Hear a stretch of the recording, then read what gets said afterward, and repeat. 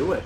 Starting it a little early here, but hey, early not late. So yes, indeed. All right, so here's the Fantasy Pros top list, and I was a little surprised by what they had going on, especially here near pick 12. Some of these picks surprised me, but we'll start with the top.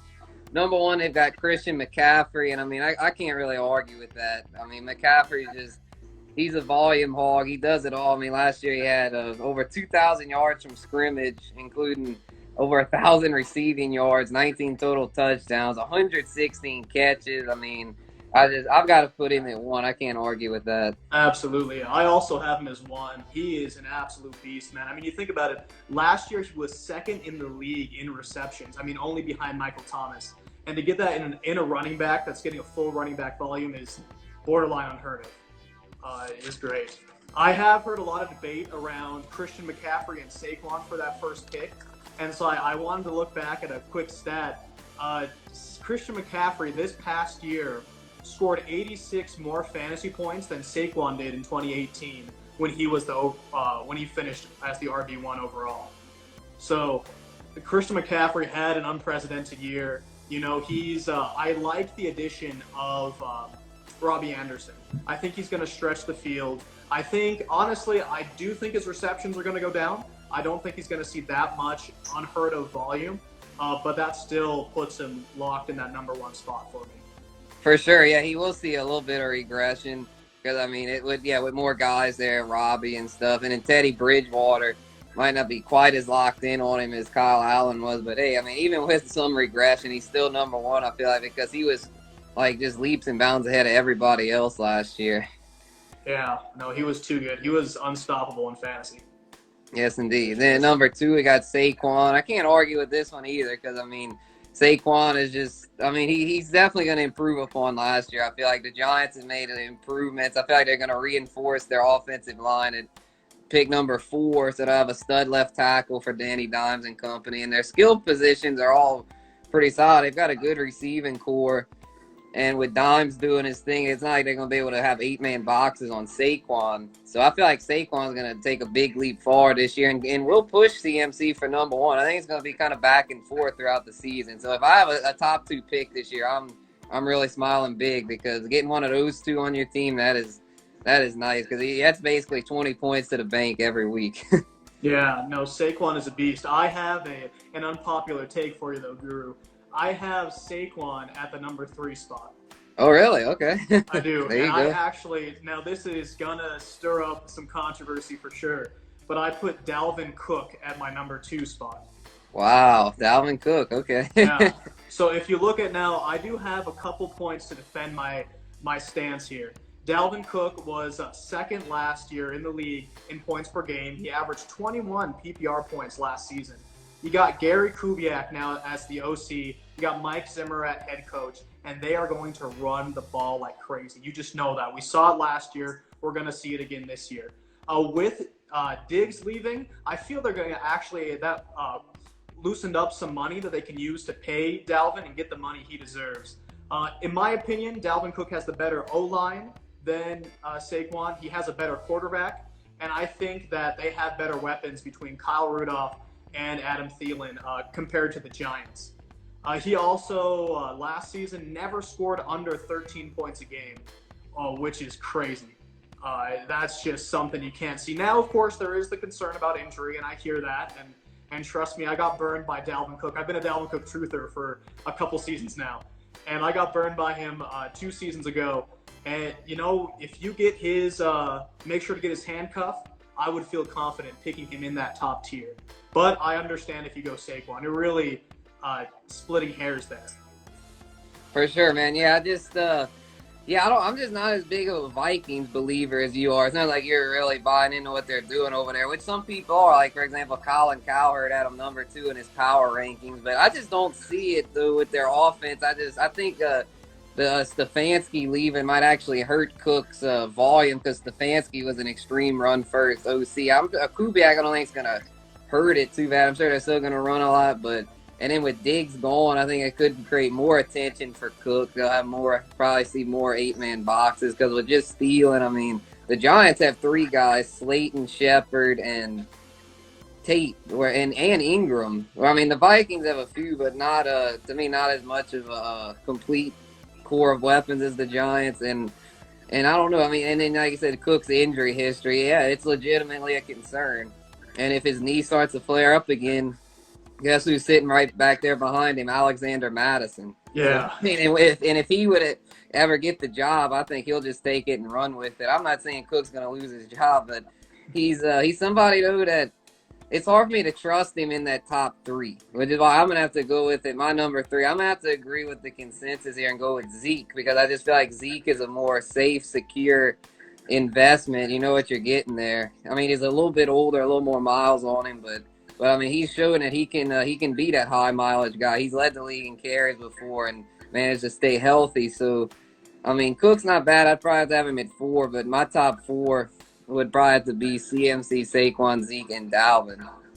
Absolutely. Going back to Saquon, honestly, man, like I said, splitting hairs here. I would make the argument that Saquon is the best athlete at the running back position in the game right now. Arguably the best athlete in general in the game right now. The man is an absolute beast. My only concerns around him, and the only reason that I gave Dalvin Cook that step over him was one, their new head coach, Joe Judge, coming over from the Patriots, being an assistant coach. I don't know what to expect. You know, I'm not sure. I'm sure Saquon will get the volume because you can't not give that kind of talent volume. But not sure what kind of scheme he's going to run. And then Saquon actually averaged 2 less targets a game with Danny Dimes as opposed to Eli Manning. You know, when Eli was under center, I feel like every other pass was to Saquon. And now not so much. It's a little bit more balanced. So I do think you're going to see games where he has that lower floor. I believe he's going to get the rushing volume. His receiving volume is kind of in question for me. And then the last point was, get this stat, man. All right. In 2018, Saquon averaged 1 run of 20-plus yards every single game. Like, he played 16 games and had 16 runs of 20-plus yards where he broke it off and got, crazy yardage or a touchdown. Last season, that number lowered to only 0.6% of the time. Right, which is that makes more sense, right? That's more towards the average. Yeah, it's absolute insane to average such yards per carry. But so I think though a combination of less targets, of not knowing with the new coach, and then of course with that lower number, I'm not sure that he's a lock for that second pick. That's my argument. Gotcha. Yeah, that's a good point, and then that's kind of why I didn't have him first. And that's a good point you brought up about Danny Dimes, because there's no way he's going to match CMC's receiving total, which is why CMC, I feel like, still is going to be number 1. As much as I want to flip him, because you know how this industry is, everyone wants to be a hype beast and create a bunch of hype. So Saquon first overall, just to be different. But I'd be lying to y'all if I honestly, and that's one thing we don't do here. We don't lie. I mean, I feel like if I go with what I believe in, and I honestly don't believe that Saquon's going to finish number 1, so I'm not just going to put him there for the hell of it. As much as I like him, I mean, I'm really happy with him number 2. But I just thought of something, man. If you want, we could compile our own, a consensus list as we go. Let's do it. Yeah, absolutely. And I'm thinking, CMC. I'm kind of typing out CMC first. Are you good with putting Saquon 2, Dalvin 3, and Zeke 4? I like it. Okay, yeah, because I feel like that's kind of like a balance. Because I know you're really high on Dalvin, and I'm not quite as high on him. But I know you like Saquon too, so I think that'd be a good compromise having him at 3. I like it. And then I will say this, Zeke, you touched on this a little bit. I think he is, without a doubt, the safest pick that you can make in those first couple picks. I mean, the man, like you said, has multiple seasons now carrying the team on his shoulders, crazy amounts of carries. His touchdowns finally improved.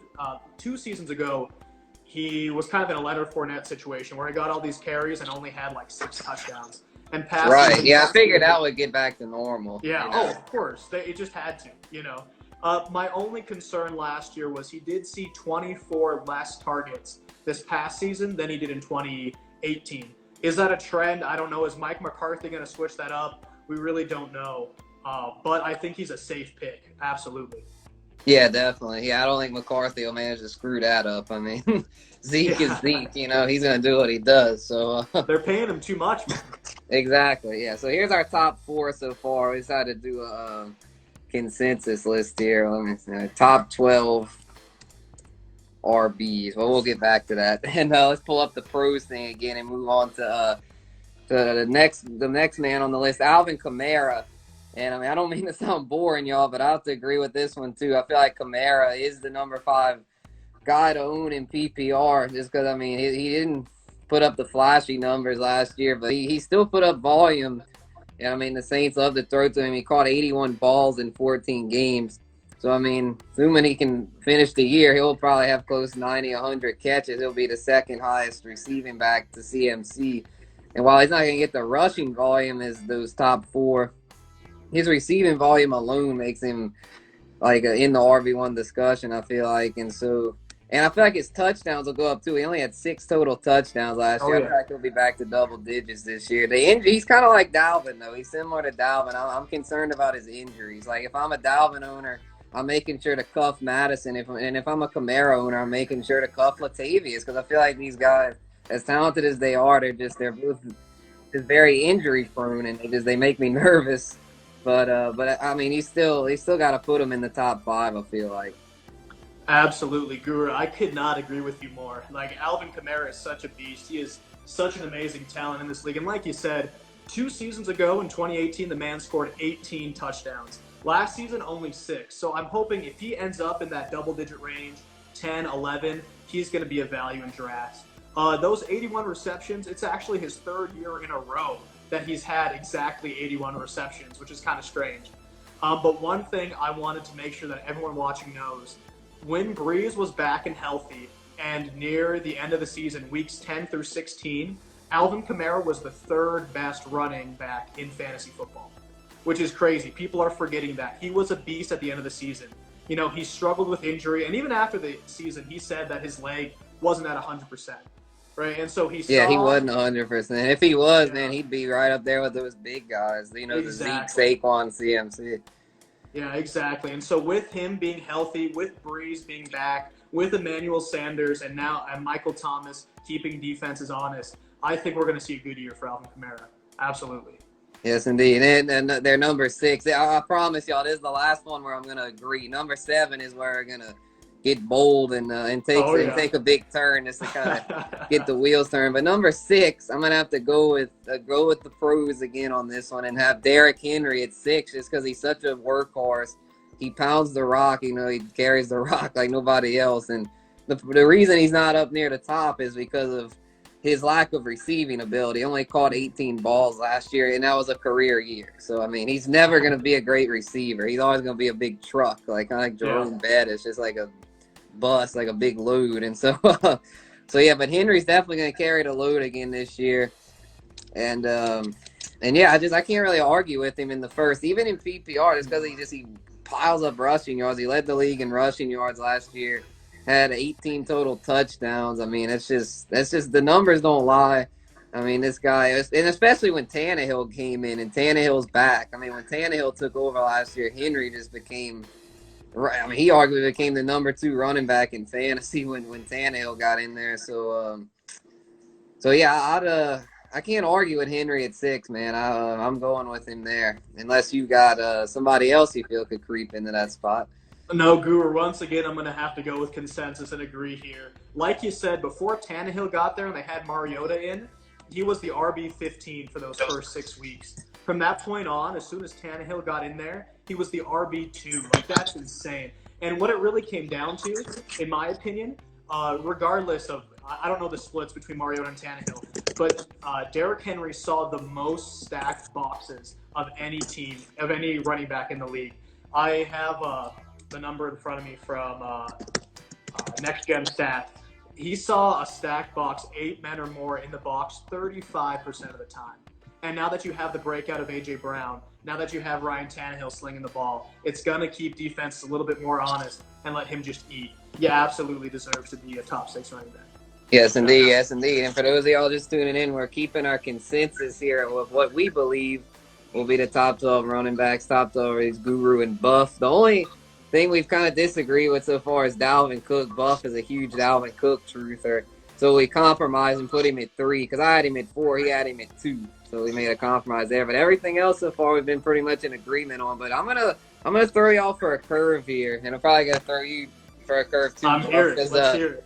Because the consensus to me is really sleeping on this guy. They have him down at number 12, and I don't. Josh Jacobs, man, I just don't see Jacobs, falling that far. I feel Jacobs could crack into this tier, definitely tier 2 and maybe even tier 1, man. Jacobs is my guy this year, I feel like, unless the Raiders do something crazy and draft a running back really high, which I don't think they will because they took Jacobs really high last year. I'm all in on Jacobs because, especially about this offseason, I know it's early in the offseason, but Mike Mayock came out and said, we're going to get Josh Jacobs more involved in this passing game. And when I saw that was music to my ears because I was like, that's all he needs. Once he gets involved in the passing game, he's elite. I mean, because he was great as a great runner on the ground last year. He missed 3 games and still managed to rush for over 1,100 yards and 7 touchdowns. That's crazy. Yeah, that's crazy. I don't know why the consensus is sleeping on him. To me, the fact that they have Kenyon Drake and Austin Eckler ranked over him, to me, that's asinine. I mean, I honestly don't see it. I mean, that's nuts in my book. But anyway, what are your thoughts on that? Are you drinking the Jacobs Kool-Aid? Not as much as you are. I actually have him right now as my running back 12. So I don't have him as okay, so you're more with the consensus on that. Okay. I am actually, I'm boring with the consensus here. And I think the reason, he was the running back 12 last season from weeks 1 through 13 before the shoulder injury. And there were rumors going around that the man was playing with a broken shoulder. I would love to see Josh Jacobs flourish. I love his story. I want to see him have success in Las Vegas. I am hesitant to trust Mike Mayock when they say they're going to get him in the pass game more. They re-signed Jalen Richard, which I don't know why. Right, that man is a thorn in Jacobs' side. They let Washington go. Yeah, they did let Washington go, so I do think he's going to secure up some more of those. His running volume is definitely secure. And if he gets that passing volume, you're absolutely right. He will be a top 10 running back. I just don't currently have him ranked that way, but you made a couple good points, man. I could see it switching around. Gotcha. So you just don't really trust Mayock, though. I don't, man. I have a hard time trusting these coaches. A media puff piece type thing.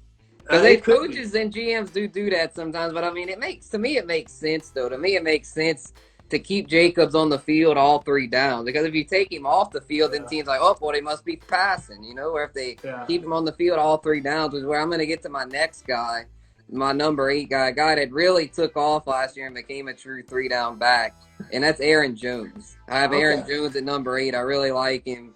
Still like him this season. A lot of people are down on him, say, oh, last year was a fluke. And I think his touchdowns will go down. He had 19 total touchdowns. That's going to drop some. But, he showed last year he could be an every down back. And so I feel like he's a good value in the early second, late first. Yeah, no, Aaron Jones is a beast. Absolutely. I was a big Aaron Jones truther. I was part of the free Aaron Jones movement. I did not predict he was going to be second overall. But I will tell you this, what's his name? You're gonna hate my 7th overall running back. All right, yeah, who's your 7th? I have none other than, I'm agreeing with Andrew here. I got Joe Mixon at 7th overall. Mix. Oh man, I gotta do it, man. I can't do Mixon that high. Oh man, he just. So. Let me make that was a train wreck, especially. He got better as the year went on, but man, the first half for him was just. It was just like you were like a car that's stuck, like you're just spinning your wheels, like it was awful. But anyway, explain why. I'll explain my point. Okay, so after the Bengals bye last season, right from I think it was week 6 or 7, they had their bye. From that point on, he was the RB6 in the league, right? So they already had one of the worst offenses in the league. They already have one of the worst offensive lines. And somehow that man was able to put up an RB6 half a season, which is insane considering he was the RB35 in that first half. The biggest difference was the man averaged 9 carries more after the bye. So they must have been sitting there with their terrible record talking and being like, we need to give Mixon the ball. He is a crazy talent. Now, I'm a Patriots fan, right? I'm a Patriots fan. I have been my whole life. But I am so bullish on the Bengals next season. They have their first-round offensive lineman from last season coming back from injury. Yeah, Jonah Williams. Yeah, that should help. Yeah. They got A.J. Green coming back healthy. They have John Ross to spread the field, right? They have Joe Burrow coming in. I think good things will happen. Mixon was the RB6 on the worst team in the league, right? If they take any step forward and continue to give him that volume, then he is going to be a top 10 running back, especially if that offense improves. They were in bottom 3 in points scored per game, right? So he was in the worst situation possible. If that gets any better, plus his talent, I mean, he was number 1 in evaded tackles, and he's going to be a fantasy football stud, in my opinion, as long as they keep giving him that volume. And then if Joe Burrow comes in and targets the man, because he still didn't see very much PPR volume, right? He didn't see a lot of targets. If he does, dude, one of my hot takes for this upcoming season is that in 2021 drafts, people are going to be talking about Joe Mixon as a top 3 pick. Right, that's my hot take for the season. That's how I feel about Jacobs. I feel like Jacobs is that guy where you're all in on Mixon, where I was all in on Mixon last year. But hey, maybe Mixon will pan out. We'll have to get to that more in these and when we do keep going with our compiled rankings. But but yeah, we'll have to kind of sort that out because we're kind of flip flopped on those. I have Mixon as RB11, but we'll figure something out. So for me, at RB9, the consensus has Austin Eckler.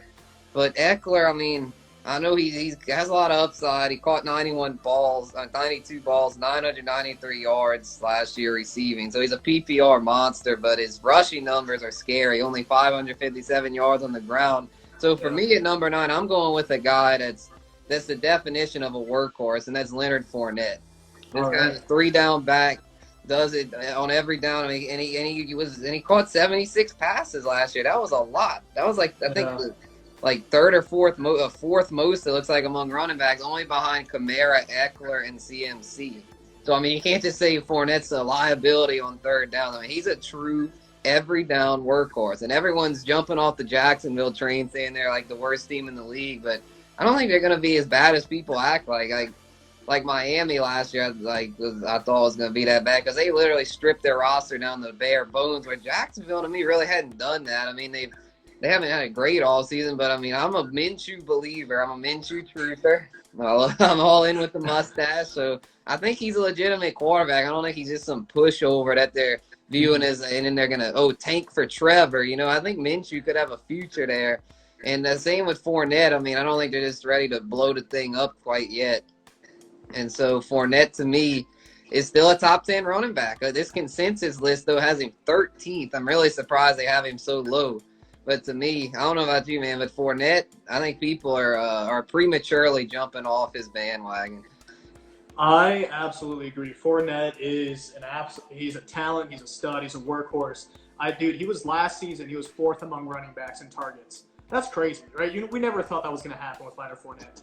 And you mentioned this, but he had I want to pull this up because he had a crazy amount of carries last season. He was top 5. He was 7th in the league in carries last season, and the man only scored 3 touchdowns. Yeah, that's another thing. His touchdowns are going to go up by default. There's no way he scores only 3 touchdowns this year. I don't care if the offense is bad. I mean, Mixon last year in the bad Bengals offense still managed 8 touchdowns. That was a fluke last year with Fournette. He's definitely going to get more touchdowns. Oh, yeah.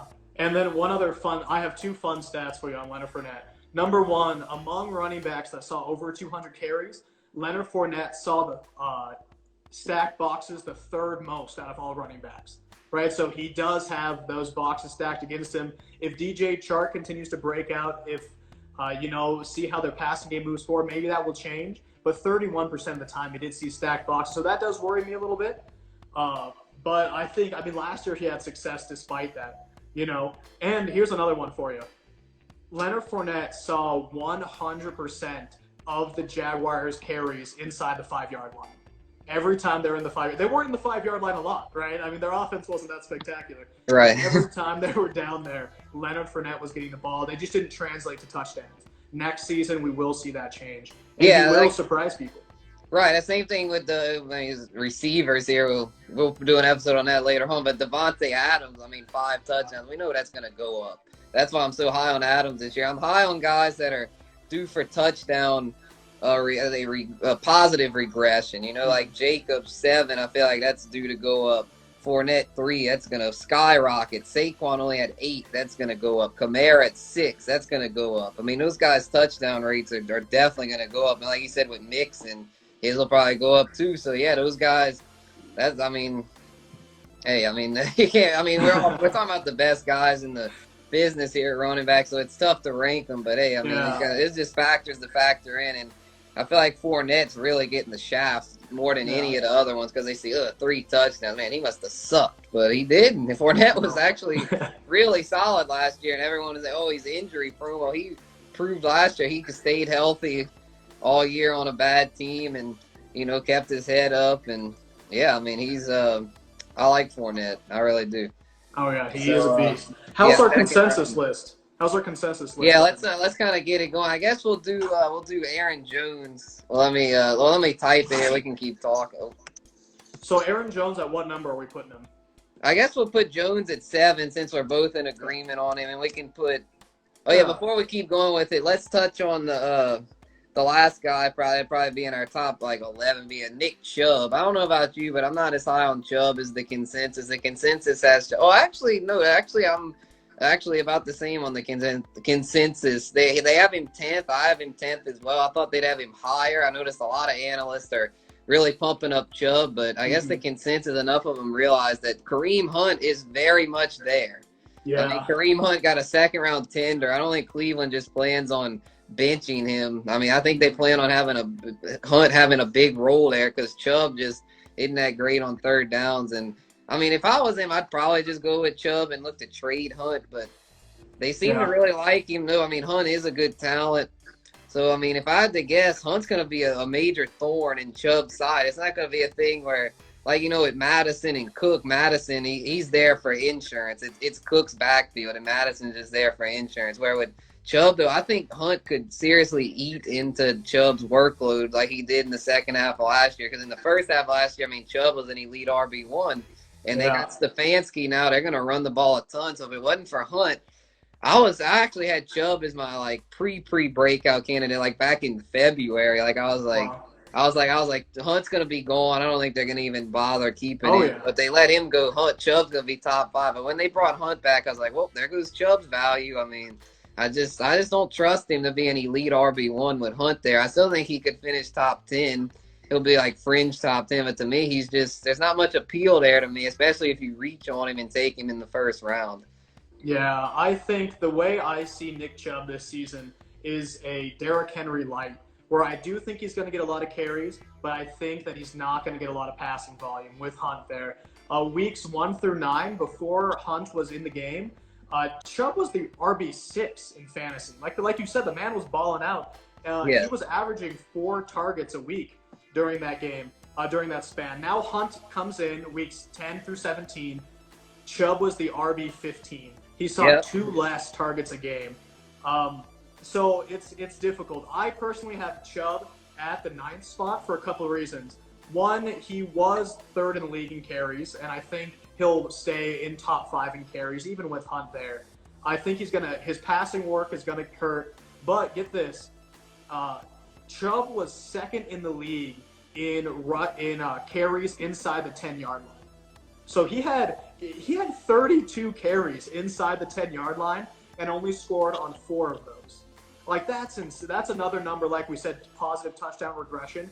He only had 8 touchdowns. Yeah, his should go up too. He saw 32 attempts in that 10-yard line and only scored on 4 of them. Right, that's not going to continue if that O-line does step it up. If Stefanski can come in and put in a more effective run system, I think he will end up top 10. But I do agree with you. I think Hunt will be a thorn in everyone's side. Absolutely. For sure. And then, and then another guy that we touched on a little bit earlier, Austin Eckler. The consensus has him all the way at 9th, but I just don't see it. I actually have him 12th. I have him sneaking in the top 12, but I think Justin Jackson's going to have a nice role there this year. I think he's a deep sleeper that people are sleeping on big time. I think he'll kind of have the big back role because, I mean, Eckler just – I don't know. To me, I just don't see him being a true workhorse. I don't know about you, but I don't see him being a workhorse as a guy. I think he might get upwards of like 600-700 rushing yards, but he's not going to be 1,000-yard rusher. He's just not that guy. So No, he's not going to get those carries. And I've had a lot of people that are like diehard Austin Eckler fans because they love it. It was like RB4 last year or something. So they're like, he's the first rounder, but I don't see it. I've had so many people tell me that Austin Eckler was the second best running back in fantasy while Gordon was out in those first 4 weeks, which that is technically true, right? He was second overall, right behind Christian McCaffrey. But I'd like to bring up one, like you said, Phillip Rivers passed to him every single time it seemed. The man saw so much passing volume. And Rivers is gone, so. Yeah, and with Rivers gone. And then 2, Austin Eckler scored 8 receiving touchdowns. I don't think that number is going to stay up, right? If his targets do come down, that's already, for a running back, 8 receiving touchdowns is a huge number, right? I think he only saw like 3 or 4 actual rushing touchdowns. So if it meets somewhere in the middle, right, if his passing volume goes down, if he scores less receiving touchdowns, I think he'll end up in that RB13, RB12 range. Absolutely, yeah. Yes, indeed. So we just went over 12 now. Are you good with those 12, or would you like to nominate somebody else? I would like to nominate somebody else. All right, yeah, go for it. I mean, we can just do our consensus list with the 12 we've talked about, but if you want to get someone, and I kind of think I already know who it is because the consensus rank list has the guy in there that I don't. So let's see if that's the guy I'm thinking. Go, state your case. So if Smitty's here, his ears are going to start. Oh, I knew it. Yep, talking about exactly. This man. Oh, yep. You know I have to do it. The Drake. Yeah. Yep. So get this, right? I actually got this stat from the fantasy footballers, and then I went and checked it myself. If you get the fantasy output of whoever the starting running back was for the Cardinals last season, so for the first half of the season it was David Johnson, then you get the numbers from Chase Edmonds, and then the rest of the season of Kenyon Drake, you would have had the RB3 in fantasy. Like, that's crazy. That just shows that, one, the Cardinals running back, whoever the starter is, has value, right? He's going to get plenty of scoring opportunity. Now with Hopkins keeping the defense honest, with Murray running the ball, like, Kenyon Drake is going to see so many open lanes. And last season, after he got traded, the man saw crazy volume, right? He was getting targeted. He was getting the carries. After he got traded, weeks 9 through 17, he was the RB4 in fantasy. And so that's crazy. That's right there. He showed that, one, the Cardinals, whoever their starting running back was, has been a top 3 guy. And then he came in and was already a top 5 running back immediately after getting traded. They love him, right? What's his name? DJ's gone. The backfield's his. I had a couple guys come and message me talking about Kingsbury's comments. I don't know if you saw, but Kingsbury came out and said they're going to look to add a 3rd person in that backfield. And I would not let that scare me away. Yeah, I did hear about that. That's actually why I was I'm not down on Drake, but I don't know if they're going to give him quite the workload they gave him last year, because he's not a big guy. He's not like a big guy like Henry or Chubbs. It kind of worries me that Chase Edmonds might be a little bit of a thorn in his side. I think when Kingsbury came out and said that, you have to look at it from his perspective. Last season, his 2 starting running backs got injured, right? There was a game where they literally had to trade for Kenyon Drake, who got off the plane and started the game against the 49ers. So I think he was talking more from an injury standpoint, like, we need that 3rd guy in case everyone starts getting injured. That's how I understood it. But I agree with you. I don't think he's going to see elite volume. That's why I don't have Kenyon Drake ranked in the top 5. If he saw that elite volume, I do think he would be one of the best running backs in fantasy football. If he does get more of the Kamara share, where he gets a few less carries, he gets some passing work, I think he'll end up in that RB6 to 10 range, where he's still really good in fantasy, but not as elite as a Dalvin Cook or Ezekiel Elliott. Especially with Hopkins being traded there, I just can't be more excited about him.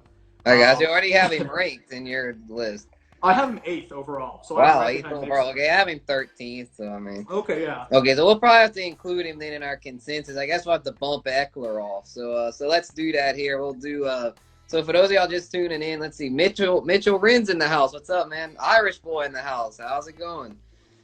Got some good people in here. All right, so let's do this top list here. We've got CMC 1, Saquon 2, Dalvin 3, Zeke 4, Kamara 5, Henry 6, Aaron Jones at 7. So I'm thinking at 8. We both like Fournette. You go with putting Fournette at 8 for our consensus list.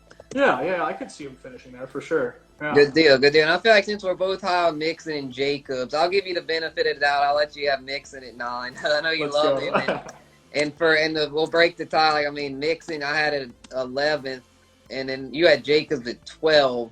So I might be a little more radical for having Jacobs as high as I did. So I'll give you Mixon. We'll have Mixon at 9 and Jacobs at 10. And then at 11, I'm thinking we'll have to go with Nick Chubb because, I mean, neither one of us are super high on him, but we both admit that he's still a solid RB1.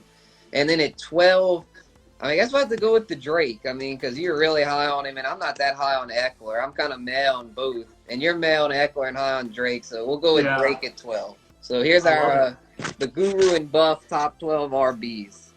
I love it. They are in. That's a hell of a list. I like it, man. Yep. Like it. So here's a question for you. These are all pre-draft rankings. Who do you see out of this list that we just put together? Who do you think is at most risk in the draft? Right? Do you think any of these guys could move out of the top 12 after the draft? Most risk. Oh, shoot. Yeah, I'm trying to think who might be at risk out of these. I mean, definitely not anyone in the top. I mean, Kamara, I mean, there's the off chance the Saints trade him. I don't think they will, but in that chance that he could move down some, but I don't see that. Green Bay, I don't think he's going to draft anybody. Jackson, I mean, Fournette, yeah, there's a chance Jacksonville, if they do decide to blow up the team and tank for Trevor, they could possibly trade Fournette. So if he ends up in a bad spot, then, I mean, he could fall. Yeah. So I honestly, out of all these, I'd probably say Fournette would probably be at the most risk because I don't know, that Jacksonville front office is weird. I mean, right now they're keeping things afloat, but if they decide to pull a Miami and tank, then I mean that could really throw things off for Fournette. It could actually help him, but it could hurt him if he ends up in like Melvin Gordon ends up in a committee type thing. That would suck. That would knock him out the top 12 in my book. So I'd probably say Fournette would be the most vulnerable. Okay, yeah. As much as I like him, if he ends up traded in a bad spot, his value could plummet. Yeah, I could see that. For me, I think it would have to be. It's tough to say, but honestly, I think it's Derrick Henry. You know, Derrick Henry, he's getting up there in age. He's a player that, statistically speaking, we've seen these guys carry such a heavy workload and it just wear down on their body throughout time. And they didn't give him the big contract. You know, they didn't pay him. They paid him for a single year. And did he sign his franchise tender? I believe he did. I think they're still working, trying to work something out long term with him. I don't know if he signed the tender, then that's a little concerning. I was thinking that they kind of had like a handshake deal to where they were just trying to work out the logistics. Interesting. No, I could see that. And I mean, with the Titans, I honestly just had to look up who their second running back was because I had no idea. You know, they got rid of Dion Lewis, so we'll see. They really don't have a running back behind Derrick. Yeah, who is their second back? It's Dalen Dawkins. Lord, yeah. So they might draft somebody as insurance in the late rounds. Yeah. It'd probably be like a Cook to Madison thing. I don't think that whoever they would draft would have a direct effect on Henry. Yeah. And then I guess the second person I'd be worried about would be Kenyon Drake, right? You and I talked about him a little bit. The guy is 26 years old, so he's not super old yet for running backs. But if they do go out and in the top 3 rounds draft a guy. Yeah, because he only signed that 1-year deal. Yeah, exactly. Even if it's just a Zach Moss in like the 3rd, 4th round, used as like the goal line back, I could see him losing a little bit of value and switching like with an Eckler or something. Yeah, it'd be a pest. Yeah, Zach Moss. Yeah, because I mean Drake. I mean, it's not like they've committed to him long term yet. No, so not yet. Yeah, that's. So I agree. Yeah, Drake and Fournette are probably the 2 most vulnerable to fall out. Yeah, awesome. Sweet. And then one last question for you, Guru, while I have you, man. Who out of the top 12 that we don't have on this list do you think is most likely to end up here next season? Wait, what was that again? Who out of the top 12 is most likely to? Who's not on our top 12 do you think will end up in the top 12 at the end of this upcoming season? Right? The people yeah. We didn't. Yeah, we can keep going and talk about the guys that could break it. Light overview. sheer curiosity. Like, do you think Todd Gurley has a chance? I see Irish boy Miles. Yeah, I was about to say, Miles Irish Sanders. boy, you read my mind. Miles Sanders. Miles I Sanders. almost I was thinking the nominated same Miles thing. Sanders to the top 12. But the thing that is the Doug Peterson thing concerns me because Philly tends to have a tendency to want to use a committee. But so far, so good. They let Jordan Howard walk, and it looks like it's going to be Miles Sanders' backfield. So, yeah, we got Brad says Miles Sanders. Well, yeah, y'all read my mind because I like Miles. I like Miles a lot. I think he could easily break into the top 12. Oh, yeah. When they give him that volume, I could see him finishing above a Drake or an Eckler easily.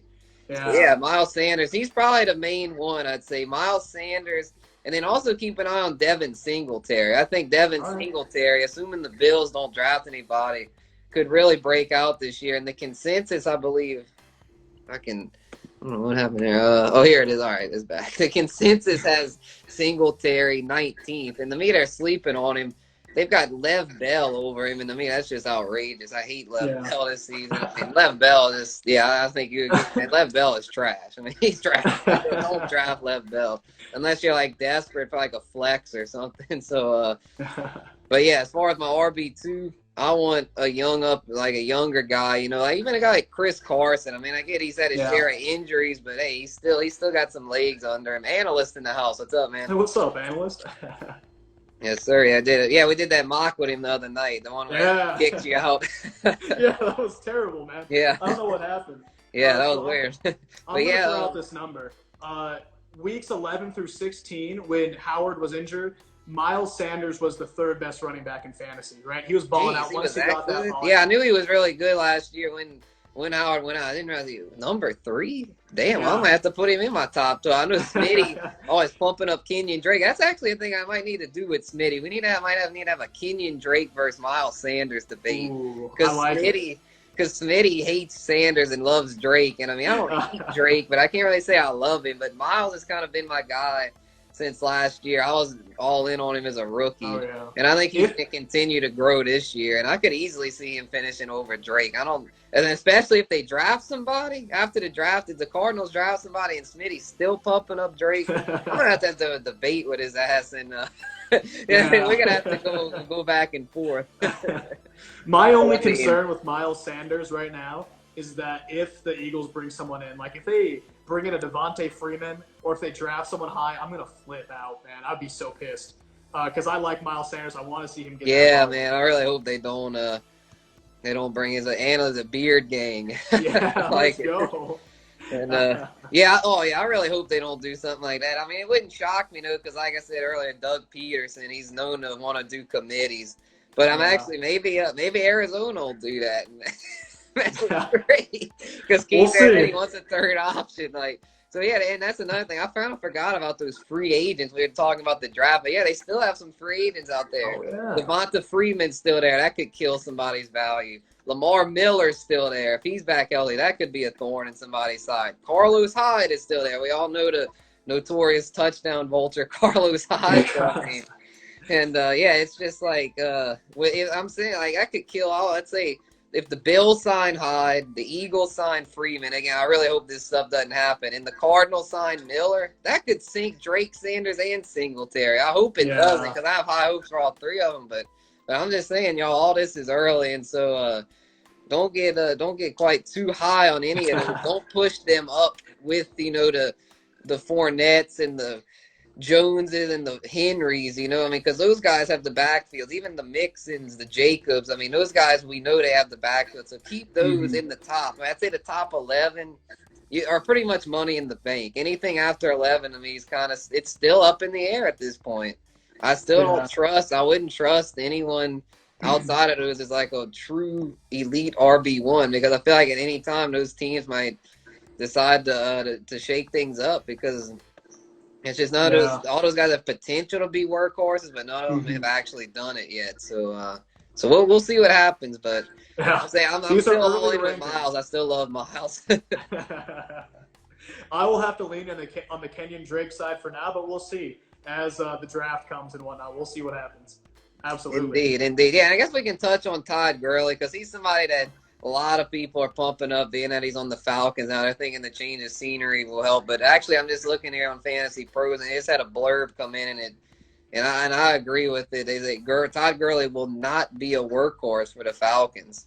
Yeah. I don't think he will. Everyone's pumping him. They always a workhorse. He's not a workhorse anymore. The guy's got arthritic knees. I'm almost certain the Falcons are going to draft somebody. I mean, to me, it's almost like I'd be surprised if they didn't draft somebody. I think on day 2 of the draft, I think they'll take either a Zach Moss or a Cam Akers or a Clyde Edwards-Helaire. I see it. I see it happening. And I think by the end of this season, one of those could easily have taken that job from Gurley, or at least, be a thorn in his side. And to where he's like, I just don't think there's any way he'll be top 12. Yeah, I don't see it either. I honestly don't. I mean, I'm excited for that offense, or I'm a huge Calvin Ridley fan. But running backs under Derek Carr just don't have success. Not at least we've seen in the past couple of years, And I don't think Todd Gurley has the kind of same explosiveness as he does last season. So we'll see. But I'm not expecting high things from him. I love him as my RB2, late RB2. If I can get him in that 3rd round, 4th round maybe, I'll take him there. But I can't project him top 12. It's hard for me to see. Yep, same here. And, some of the other guys, I have Gurley in my personal rankings. I have him 17th. So I'm not as down on him as some have him like outside the top 20. But, the one I'm really down on is Lev Bell. I mean, people might think I'm nuts for this, but I honestly, and this is honesty. I honestly think Lev Bell is going to basically, this might be, I might be crazy for saying this, but this might be it for Lev Bell. This might be his last season in the NFL. I have him ranked 27th. I don't want any part of Lev Bell. I don't know about you. I don't know if you're as down on him as me, but I don't want any part of him. I feel like he's if he doesn't watch it, he's a few bad decisions away from having to just sit out. I mean, he was terrible last year. But anyway, let's see. I will say this. I don't have Le'Veon Bell ranked that low. He is in my early 20s range right now.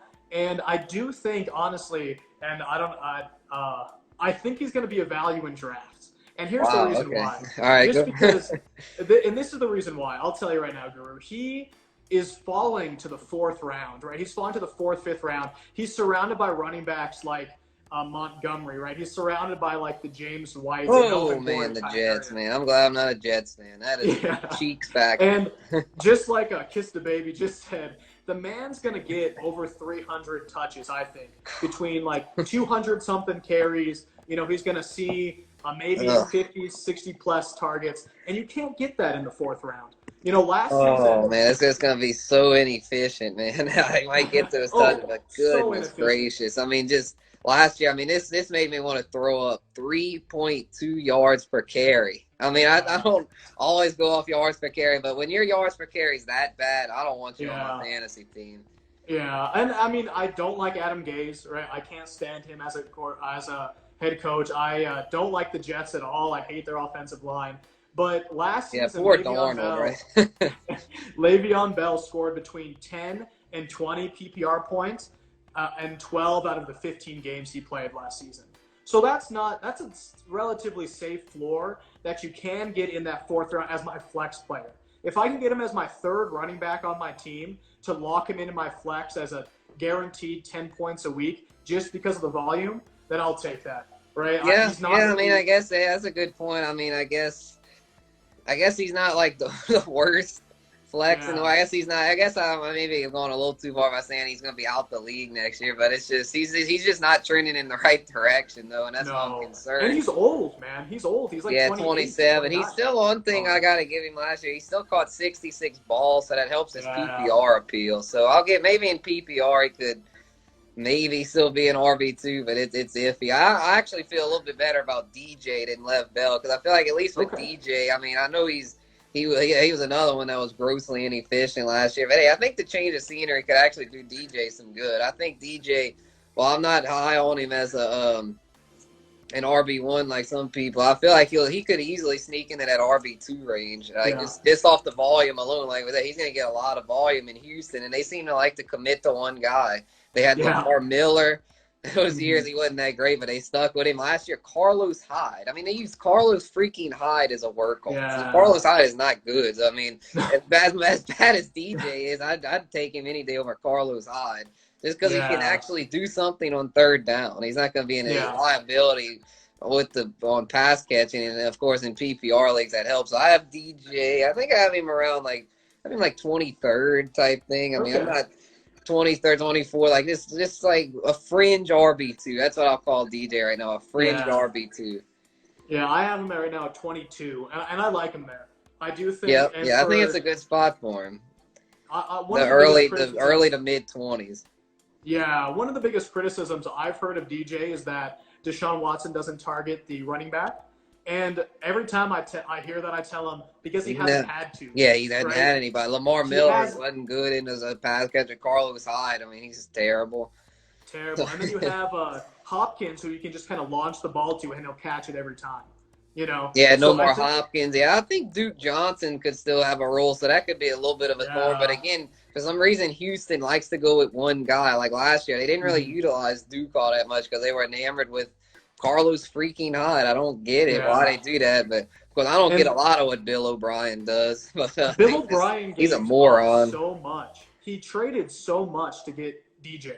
Right? They gave up. I Yeah, mean, and all the draft picks stuff, but all the draft picks basically canceled themselves out. So at the end of the day, he yeah, basically traded D Hop, the second best receiver in the NFL, for DJ and Cooks, and that's just they were like, that's so outrageous. That trade would get vetoed in Madden, like, because it was just so Oh, stupid. absolutely. And so Yeah. I'm hoping with, like you said, their tendency to go with one running back, the fact that they traded so much to get him, hopefully he'll at least see PPR volume. Right? And if Yes, that's the I case, think he'll be a better version of Bell. I feel like he'll be a less yeah, painful version of Bell. They'll both be painful to own, but at least with DJ, but God, this week he got like 15. Maybe he'll do something with Bell. Just because it's gonna be 10, 12 points, just ugly, ugly, ugly, just like and a lot of weeks you just be like, screw it, I'm just gonna roll the dice and flex the upside receiver. Like I'm like oh AJ yeah. Brown, and I'm like that's why I just with Bell, man. I Mhm. wouldn't touch him till.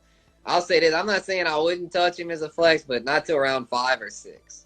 That's what Yeah. I'm saying. But And here's he'll probably be gone by then, so I'm not going to have a Le'Veon Bell share on any of my teams. I can see there's yeah, still going to be people because he's still a brand name. They're going to see the name yeah. Lev Bell and want to draft him because they think is probably the person that hadn't really done their homework. They'll just see the name and be like, oh, Lev Bell, let me take it. But, yeah. So here's a question for you. With Big Ben coming back, do you think James Conner has any value in fantasy next season in drafts? I mean, he's dropping right now to like. Yeah, he's dropping big time. But that being said, he is so injury prone. Right? So Exactly, and that's why I'm down on him. Him and Kerryon Johnson, I feel like are in the same yeah, boat. I feel like both those guys, they're definitely going to draft guys. But I feel like guys like Singletary, Miles Sanders, they're trending upward. So I think there's a good chance they'll be able to have the backfields of themselves and break out. But guys like Connor and who that's Kerryon, yeah, Connor and Kerryon. I mean, they've had now like two. Kerryon's had two. Connor's had. Yeah, they both had two. They both had 2 years now, and their first years they showed some promise, but got hurt at the end. And in their second yeah, seasons were train wrecks. I mean, Connor was just a train wreck last year. Had some sort of was banged up in some shape or form every week. Carryon ended up just blowing his knee out after like yeah. week 6. So it's just I don't It's know. To me, brutal. neither one of those guys are worth it. They're not worth the headache as an RB2. They're more in the Yeah. left Bell territory. I'd rather DJ over both those guys because at least with DJ, he doesn't have like the knee concerns as like them. So Connor it's just a walking injury. And Yeah. I don't know if you remember Ryan Matthews from back in the day, Oh but, yeah. but yeah, Connor reminds me of Ryan Matthews. Just like he's like a made I of can see glass. that. He's just always injured. And then Mm-hmm. freaking carry on. He's just got like I don't know. It's a shame because he's a talent. He's really talented. He's kind of like a Miles Sanders. Hopefully, Miles Sanders doesn't end up the next carry on. I hope Sanders Yeah. can grow into that featured guy and really take off. Mm-hmm. But carry on, I don't trust him, especially after last season. It's just his knees failed Yeah. him yet again. It was the second season in a row where a knee failed him. And I mean, Yeah. Dalvin Cook. Although Dalvin Cook, his second season was more a hamstring. It was the knee the first year, but his second season was more the hamstring. And last year. I don't think It it was was the a shoulder. yeah, and last year was short. Yeah, so Cooks only had like one major knee injury. Carry on now, it's kind of like it's like I'd say 1 knee injury, no big deal. It happens. 2 knee injuries, that's when I get concerned. And in 3, it's like 3 strikes you out. Once you had 3 knee, that's it. You know, you're probably going to be out the league at that point. But 2, a lot of times you can resurface, but you're probably not going to be the same. And Carrion's now had 2 pretty bad knee injuries, especially the one last year I think was an MCL. I'm not exactly sure. I think the first year was just like a meniscus, which usually isn't too bad, but I think last year was something really serious because he got put on IR. And yeah, no, he's just too injury prone. I would be really surprised if the Lions don't draft somebody or try to. Yeah, they're gonna definitely have to draft somebody. I feel like because it's just I would not trust him as even when he was healthy, he wasn't a workhorse. So yeah, I agree. So here's another question for you. If the Chiefs draft a running back in the first 2 days, the first 2 rounds, I hope they do, man. That could be gold. That could be fantasy gold, bro. Wow. Oh, yeah, I tell you the Jonathan Taylor to the Chiefs would. Please. Yeah, that'd be like Kareem Hunt 2.0. I'd have Taylor. That's what I was about to say. That's gonna be my next thing. We could kind of talk about the rookies that could break.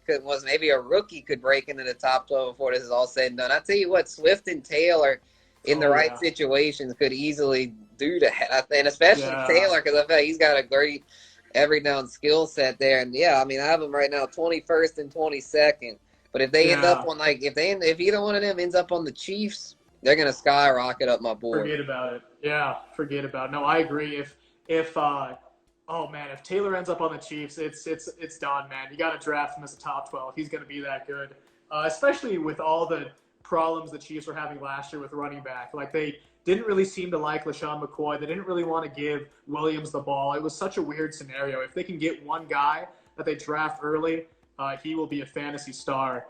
Another rookie running back or another potential landing spot for rookie running back is with the Tampa Bay Bucks. You know, that'd be a good spot.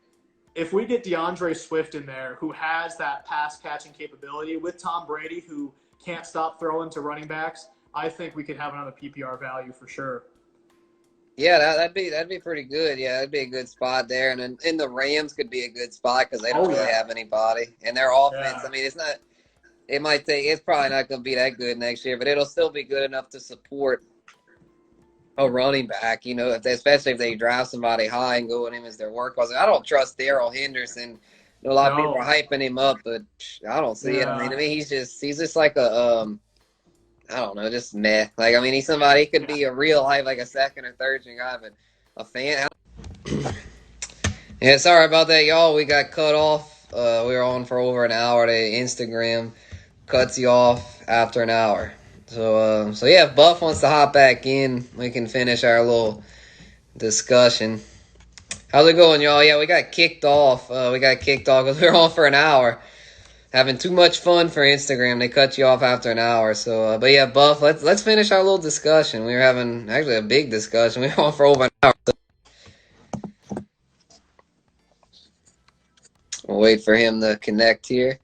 That's awesome, man. That was they kicked us out, man. They kicked us out. We were on for an hour. I love it. Dude, first was my mock drafts, and now Instagram Live. They're always kicking me off. I don't know why.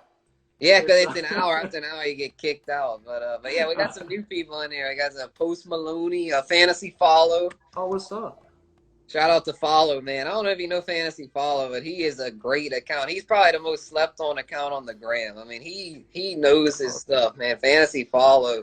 Tell you what, that dude, he's a walking fantasy encyclopedia. That man he does everything. He does dynasty, best ball, auction. He does it all, man. He does probably more drafts than me. So, shout out to Follow, man. He is a stud. Y'all go give him a follow. Give Follow a follow. That's awesome. Sweet. Sounds good. So what? We were talking Darrell Henderson, yeah. Yeah. We were trying to finish that. I don't trust Henderson as a workhorse, man. I really don't. I think he's more just like a scat back, kind of like if he maximizes his potential, might be kind of like a Darren Sproles, but I don't know, just not somebody I'm really feeling as a featured guy. Yeah, I will. I'm going to pull this up right now so I have the right number. Darrell Henderson is being drafted 20 spots higher than Malcolm Brown right now. When it comes to that's to me kind of crazy. I mean, I feel like that if the Rams don't draft anybody, I feel like it'd be a a split committee with Brown and Yeah. Anderson. And I'd much rather take Malcolm Brown 3 rounds later. Yeah, way better value. And Brown will probably score more touchdowns. I mean, Anderson has more PPR appeal. Yeah. So we have Wayne Trenton asking, what do you think about Mark Ingram and Marlon Mack? Yeah, those are two that kind of slipped through the cracks. We touched on basically all the running backs there that were fantasy relevant. But yeah, Mack and Ingram they kind of slipped through the cracks for some reason. But yeah, I guess we can touch on them here. And Mack, I feel like just kind of, and Ingram too. I feel like they're kind of what I call like safe, secure RB2s, even for PPR. Like they're not gonna put up much like passing game volume, but they're like they're gonna get their rushing yards. They're gonna be 1,000-yard rushers. Yeah, that's for certain. Unless they get hurt, but and Ingram's getting up in age. Mack's got some injury concerns, so neither one are RB1s. But I feel like they're both like guys that are just rock solid RB2s. They're gonna get their 1,000 yards. Yeah, and they'll probably get like 8 to 10 touchdowns. They're traditional type running backs. They're not like the new age hybrid McCaffrey types, but they're still relevant. It's not like their type of back has gone extinct. Those big backs like them still have value. Mm-hmm. No, I agree. A lot of guys just aren't able to carry that kind of load like they are. So I trust both of them as RB2s. I tell you what, though, I really like Gus Edwards as a handcuff. If I draft Ingram, I want Gus the Bus as my handcuff. Because I looked it up last year, man. Gus, that dude is a bust, man. Gus Edwards. I don't even think Baltimore's going to draft anybody. Everyone's like, oh, Baltimore's going to draft a running back, but I don't know. If I was him, I'd go with Gus the Bus. I mean, I know he's not like a great passing down guy, but man, he's a truck. I mean, he is a load. I mean, I think he's kind of like a Derrick Henry light type thing. If Ingram would go down with something, I think Gus could push for RB1 numbers. Gus, I feel like I took him last night on a mock draft I did on Fantasy Pros against some bots, and I got Gus in the last round. They were like, take a kicker or Gus the Bus. Give me Gus the Bus. Screw a kicker. Like, I mean, come on, Gus the Bus. Reminds me of like Connor that year, a couple of years ago. Connor, people were getting him in like the last round, and then he ended up really good that year. So I mean, I don't know. But again, Ingram, though, if Ingram's healthy, it'll be his show. I mean, Ingram, we know what Ingram can do. And Baltimore's in win-now mode, so they're definitely going to keep feeding the veteran. Yeah. So Ingram and Mack, hey, I'm on board with them as RB2s. I'm like Ingram. I'm a little bit lower than consensus on him. I mean, he's on one of the best offenses in the league. You have to worry about Lamar Jackson running the ball, so he's seeing a lot of open lanes. But get this, man. Mark Ingram scored a touchdown on 19% of his catches last season. 19% of catches, he scored a touchdown. That's unheard of, right? Like, that's a crazy percentage of receiving touchdowns that we just can't see repeated, right? Yeah, his touchdown rate's going to go down for sure. So that, at least the receiving one will, and that will put him more in the early 20 ranking for me. And then I have another stat here for you for Marlon Mack. Last season, he scored under 10 PPR points in 50% of his games. So he, disappeared and left you dry 50% of the time. Who was it, Mack? Yeah, Mack. Yeah, and another thing, Follow brought up a good point. Rivers with 1 million checkdowns could help. Although I think, that could help Mack some. But you know who I think that's really going to help? And I think there's another guy we're talking about these deep sleepers. For those of y'all still tuned in, take notes because we've got some deep sleepers. We talked about Justin Jackson earlier. Talked about Malcolm Brown, Gus the Bus, another deep sleeper to keep y'all's eye on. Nyheim Hines. Absolutely. Nyheim Hines could have that Eckler role. Absolutely. And Rivers, at his old age, loves to check down. And guess who might get a lot of those checkdowns? Nyheim Hines. I know he kind of fell off the map last year, but Brissett, that offense was just kind of dull. Where with Rivers there, that could spark something for Nyheim Hines. Nyheim Hines could be a rock-solid PPR flex a lot of weeks. Yeah, I think he's definitely going to be a value in drafts. If he is anything like that Austin Eckler, if he sees even 70-plus targets, which he might with Rivers, we can't say whether or not he will. He might. It might not be pretty. It might be kind of like a Tariq Cohen thing. But, that's still – Cohen a lot of weeks is a good, flex plug-in because he's going to get 6 targets type thing. And he's a breakaway guy that he'll probably get at least 50 or 60 receiving yards. And then if he might work in a cheap touchdown or something, that's a solid week. That's that's like 15 fantasy points. That's not Absolutely. bad. So a lot here's better than just a guy coming up empty. yeah. Here's a question for you, Guru. If the Bears don't draft a running back or pick anyone up, is David Montgomery going to be a value in drafts? Yeah, that's another guy we forgot to touch on, David Montgomery. Yeah, I think he will, honestly. I think he'll have a little more involvement in the passing game this year and he'll be a little bit more improved because he wasn't efficient last year, but I feel like he'll be improved some this year. But yeah, I'm not going all in on Montgomery, though, because the fact is he's still got a lot of work to do, and their offense isn't very good. The Bears' offense stinks, so, I mean, they're gonna. It's still gonna be a struggle for Montgomery, but if he's my RB2 and I did like a receiver stack or something, like I'd be okay with that. I remember I think it was Island that did that in our mock, the mock we did the other night. He stacked himself with receivers and then had like DJ and Montgomery as his backs, and it didn't seem that bad considering that he had like Julio, Tyreek, and DJ Moore as his receivers. So yeah. It's not a bad stat. I'm going to throw this out for you for David Montgomery, and you're going to love this stat. He had only a 3.7 yard per carry last season. Like, that's Le'Veon Bell. Yeah, better than Bell, but not good, yeah. Yeah, no, it's brutal. This is what I found interesting for David Montgomery. He got, let's see, he was 6 Yeah, Follow didn't like him either. He said, ew, I don't know. I trust this man. He's got good taste. I mean, Montgomery got 14 carries inside the 5. He was 6th in the league. He only converted 5 of those in touchdowns. I think what people don't realize is David Montgomery last year in fantasy was so touchdown dependent. In games where Montgomery didn't score a touchdown, he averaged 6 fantasy points. 6 if he didn't score a touchdown. So that's kind of like a Sony Michel level of, touchdown or bust. Yeah, that's a good point. Yeah, honestly, I might have to move Montgomery down a little bit because I hate Sony Michel. I don't. It's like Sony Michel, James White, David Montgomery, Tariq Cohen. Oh man, I hope Montgomery does a little better this year and doesn't end up the next Sony Michel. Man, Sony Michel, that's just talk about that's a train wreck owning Sony Michel. I know you're a Patriots fan, but I'm sure for fantasy, I sure as I don't want any part of Sony Michel. No, I'm with you, man. Those 3 names that you just mentioned are the main reason why I'm going running back early in drafts. Right. Yeah, so you don't have to pick up scraps like that. Exactly. You're secure. That's why the last 2 mocks I've done, and I think you were in both of them with me. I did running back stacks. I did the first with Analyst. I don't remember that one. I don't know who I ended up with. That's the one I had like Aaron Jones, Derrick Henry, Aaron Jones, and who was the third? I can't remember. Singletary, maybe Miles or Singletary. Probably. Okay, yeah. I don't know. It was pretty good. And then the other one I did was the one I stirred up some controversy by taking Miles really early. I had I had Saquon, Miles, and Drake as my 3. I love that, man. I would love that stack for any team. I love that. Absolutely. Yeah, and I still ended up with pretty good receivers. I got Rob, Odell, and Parker. So, I was happy with those 3. Woo.